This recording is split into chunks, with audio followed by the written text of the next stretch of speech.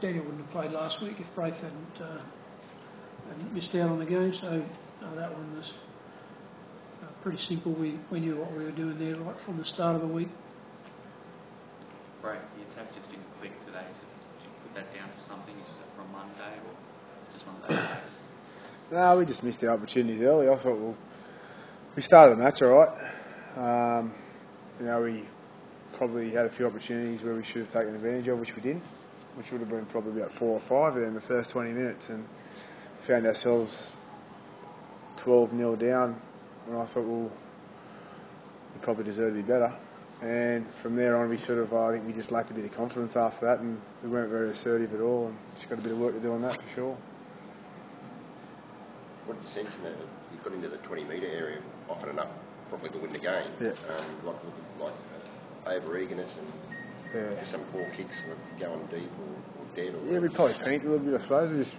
We need a bit more composure and a bit more control, and it felt a little bit frantic out there, which I don't know if it was the heat or not or what it was, but it's something we're going to work on. And as I said, we missed a few opportunities early, and we were a whisker away from scoring a couple of times, and even at the back end there when we had opportunities we made an error, so there's really no excuse for it, but it's not the end of the world.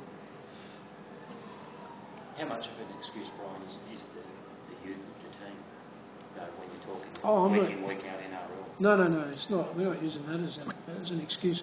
I'm saying on a couple of plays today, I think where we could have made better decisions about hitting the ground and playing the ball rather than trying to convert it straight away. As soon as you put your nose in a hole and you think you're going to score, and then all of a sudden you don't, so you try to, that's not an uncommon thing for young guys to try to do that. That's I think the conversation has gone. The stats tell us that we had more than enough possession today, and we had some of it in the right area to be able to convert.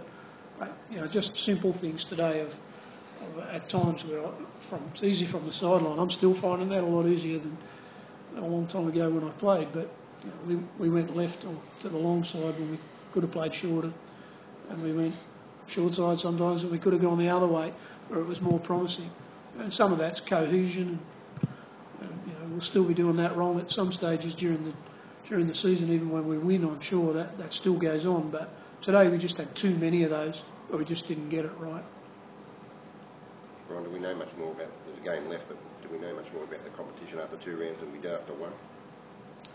Well, I'm going to say to you, today is the first time I can remember for a very, very long time where I've had no conversation with a group of players, but individual players come and really venting their spleen about the amount of wrestling there was in the game today.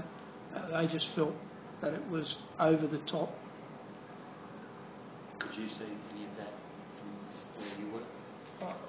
I could see that at half-time it was, we got a penalty just a couple of minutes before half-time, and by my count I think there were 11 opportunities the referee could have penalised. Now I'm not counting ours, there might have been 12 of them where we were wrestling more than we should have been to slow the ruck down, but there were, just by my count, when I'm just sitting there counting 1, 2, 3, 4, 5, and sometimes I got to 6 and 7 so they play the ball. And it's not easy, you can just, it's like a metronome going off in your head when the tackle's complete. I wasn't doing that when we had the ball. Someone else might be able to tell me that we were worse than them, but it wasn't. Very, very slow on our attack today. But if that's how it's going to be, we've got to just, again, that's no excuse. That's up to us to adapt our game to how the refs are handling that. Is it the biggest blow of the game, the wrestling on the ground? No, it's not. Illegal wrestling, Brian, David Ferner talked about this chin strap. No, I don't mean any of that sort. I'm not talking about foul play. Zero. Please allow me to not get that wrong. I'm not talking about that. I'm not saying that doesn't happen from time to time, but I think there's That bit's for someone else or another time or another place. Just today, that's all I can say to you. Honestly, is that I couldn't tell you in years that I've had, today I've had 4 guys come to me, 4 experienced players come to me and say they felt that was over the top. You're just talking about the wrestling to delay the play, the Yeah. advantage. Like you get tackled around the ankles and they just wouldn't let go, and you shake and shake and shake, and they still wouldn't let go, and there was no penalty forthcoming. No. Well, do you have specialist wrestling sessions at training? Or Yeah, of course. How many a week or how many a fortnight? Lots of people want to sort of wrap that up in the term of wrestling, but what we used to do was call it tackling, because that's what it is. It's tackling. It's what you can do while the guy's standing up, and what you can do on the way to the ground, and what you can do after he's on the ground. That's getting the definitions of all that and how you can do that most effectively. But if any clubs are not doing that, if they're telling you they're not doing that, I think they're playing with you. We all practice what is effective tackling. Some of that falls under the loose heading of wrestling. And I'm not complaining about it, I'm just saying today it was slow. The ruck was really slow, and our job, we weren't as good as Penrith were at adapting to that. And that's what you've got to do. So saying it's up to the referees and the referees' bosses to define what the limit is. Yeah. And I'm going to say to you today as well, it's a good day to do it.